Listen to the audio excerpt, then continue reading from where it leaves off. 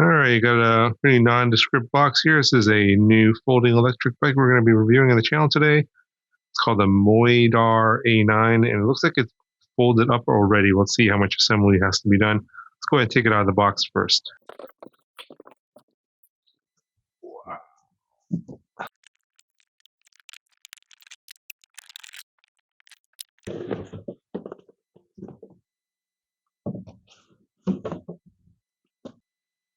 All right, so I got most of the stuff out. Obviously, there's a lot of foam on here to protect it in shipping, and it does look like there's a lot to put on the front wheel, front fender, the seat, and I spent some time taking all this foam and zip ties off, but there is a assembly video.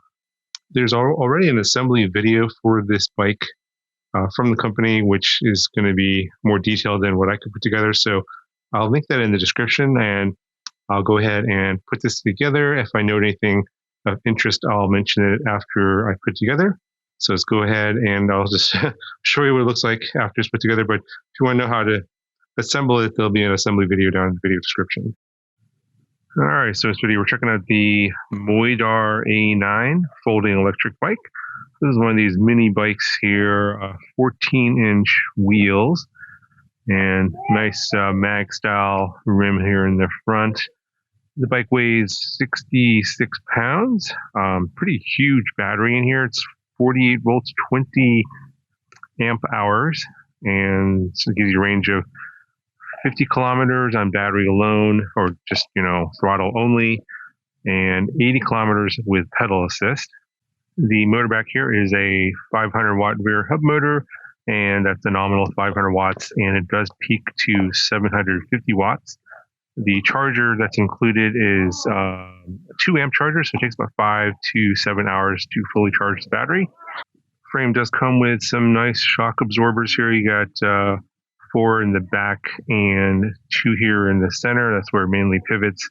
So it's going to give you a very nice, comfortable ride, along with this very cushy, very large seat. It has some nice springs. So overall, the ride is very comfortable.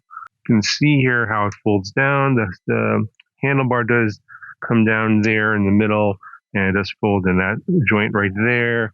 The seat is also adjustable as well, up and down. I'll put the dimensions, or the seat max height and min height on the screen, as well as the handlebar height. You can also see here in the front, we have some shocks. So we got some shocks here on the front, as well as all over the center and in the rear. So again, nice comfortable ride. You're barely going to feel the bumps in this one. Got some disc brakes here on the front and in the rear. They are mechanical disc brakes, but for this bike, it's probably going to be fine. It only goes about 20 miles an hour max speed, so wouldn't be too worried about needing better brakes. Again, the battery is removable here.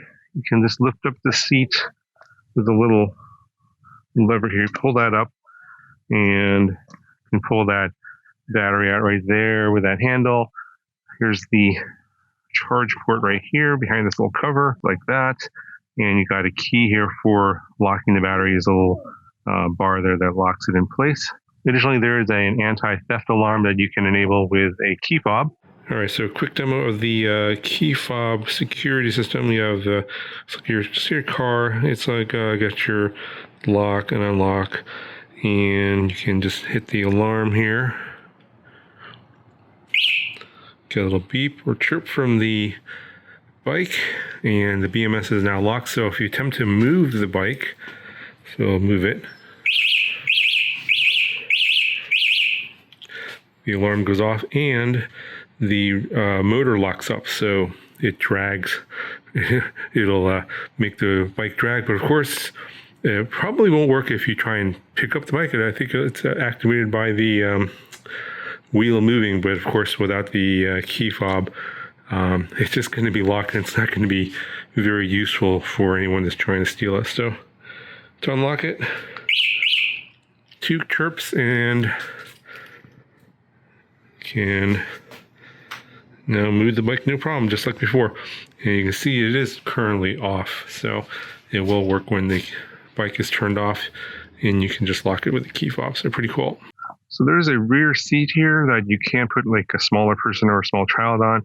There's a seat back. There are also some foot pegs you can put here attached on the side that are included. I did not attach them because I don't intend on using this with a passenger. But you have a handle here for lifting the bike on this side as well as here in the center. So even though it's a little bit on the heavier side with this big battery, with the handles, it's pretty easy to maneuver around. Got a attachable front basket here in the front, and this little wire, and it's just flexible. So we put a bunch of stuff in there. The wire cable management's pretty clean in this one here, all around. Now we'll be not too concerned about the cables getting caught up in anything. Got your front headlight here, front fender, rear fender, they're plastic. And then you got your rear brake light back here. And of course, they're triggered by the handles, the brake levers. You also have some turn signals as well. And that's triggered by the controls here on the handlebar, left and right. Headlight here, got your horn, very loud. And then you have your pedal assist levels here. So you have 1, 2, and 3. I'll demonstrate that in the speed test. You got a phone holder here for your apps, and it does have a USB port here on the bottom that is connected to the battery so you can charge your phone. You can see the cable right here for that. Here's your display. Just shows you your odometer and speed reading. I'll read that off while I'm driving around. And then you have your full twist throttle here, and your key for turning the bike on and off. The key for the on-off switch here is different from the key that locks the battery. So just be aware that you get 2 sets of each, so 4 keys total. And lastly, I just want to note that the recommended rider height for this bike is 4.9 feet to 5.9 feet. So just a little under 5 feet and just a little under 6 feet.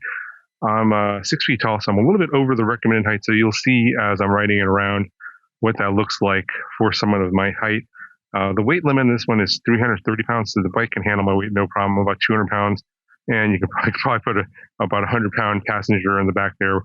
This frame is very robust, so it should be able to handle that weight no problem. So let's go ahead and do the speed test first, and then I'll talk about my riding experience and my thoughts on the bike at the end of the video. All right, we'll start off with the speed test, and we're in level 1. Going to do the throttle only test first, and so you can see my height here and where I'm seated here compared to the handlebar. I'm almost touching the handlebar. I'll show you that when I'm pedaling, but the throttle only, 11 miles an hour and level 1. I'm gonna let the throttle go and I'll start pedaling. You can see how close my knee is to the handlebar. I'm almost at the maximum height of the handlebar, but it is very close. So again, I'm a little bit over the recommended height for this model. And actually, I am very close to hitting the controls here on the left. I kind of wish there was more space between the handlebar and the seat, but again, I am over the recommended height for this model. So keep that in mind if you're considering purchasing this. All right, so let's go to level 2 and throttle only, no pedaling. Let's see how fast I can go. 14, 15, I got a little turn here. Hit the brake. All right. Speed up again. 15. It's like about 15 miles an hour is the max on level 2 on throttle only. All right, so level 2, turn the throttle off, and I'm just going to pedal, see how much speed I can get. I think it's just going to match the throttle only. So basically, when you're pedaling, it's freewheeling because there's no gears, but I'm just getting the same speed. So basically, when you pedal, it's the same thing as going full throttle. Let's go to level 3 now, throttle only. See how fast I can go.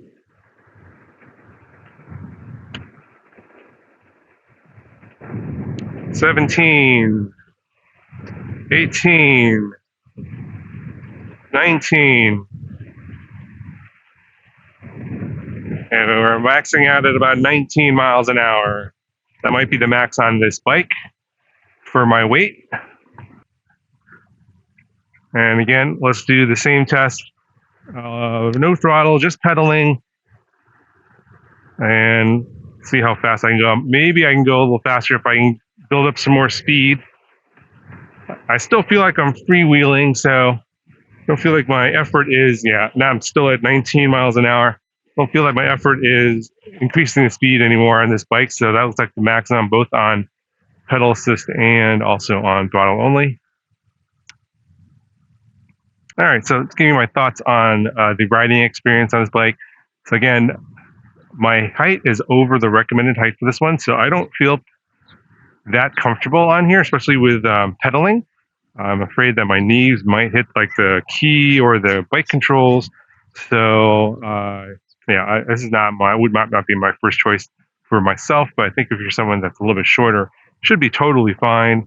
I don't see any issues there. Just basically, I think for me, I'm just going to stick to throttle only. I don't think the pedaling does much in terms of any of my effort translating into more speed or helping the bike out at all.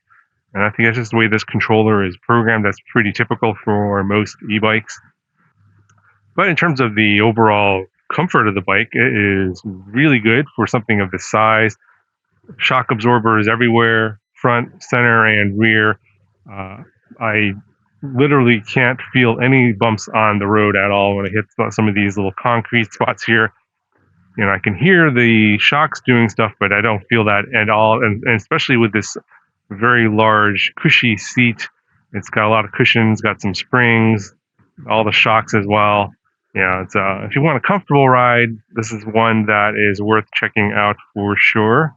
In terms of the top speed, it could go faster. Of course, I think the controller is limited, as most likely due to the fact that most places that they want to sell these at have restrictions on whether they can sell an e-bike that goes over a certain speed limit. And I believe this company has stores or a factory in Los Angeles, near where I live, and there's a lot of restrictions on e-bikes in terms of speed and capability. So yes, 48 volts can definitely go way faster. I've seen a lot of models that can do 32 miles an hour on bigger wheels and stuff on this kind of a motor. Just that the controller is speed limiting this bike, mainly due to local laws and restrictions here in the United States. But I'm sure if someone can tell me they know what the controller is on this one. I'm not exactly sure what this is, but you can probably tell based on the display what the controller is. There's probably a way to unlock it and get more speed, but again, that's a topic I don't cover on this channel because that is technically illegal, and basically we don't like to talk about things that are, or teach things that are illegal on YouTube, because that just gets us into trouble. So we're not going to get into that in this video. But yeah, I'm sure there's, if you are savvy enough, you can probably Google it and find out how to do that on your own. So if you do want to know about that, I'm sorry, you're gonna have to go to a different channel. We don't cover illegal stuff here on this channel. Yeah, now just riding around on throttle only, again, very comfortable. I think I could definitely ride on this for several hours, probably as long as the battery will last. So again, 50 kilometers, that's a long distance. It's probably, at least 20 miles or so, just on the battery, which is going to be plenty for something like this. If you're, imagine you're taking this on a bus or a train, and then this is more of a last mile transportation vehicle, getting from the bus station, train station to your office, or perhaps if you're a college student or something, to your dorm. Something like that is probably a typical use case for something like this, of this class and this sort of this caliber. Anyway, that's going to cover for this video. Hopefully all your questions are answered about this particular model. There'll be a link in the description if you guys want to check it out. This is currently on sale for Black Friday. I believe it's like $200 off. So go ahead and click the link down below, see what the latest price is. I think it's $4.99 right now, which is a pretty good price for something of this class. So I'll do it for this video. I'll talk to you guys in the next one.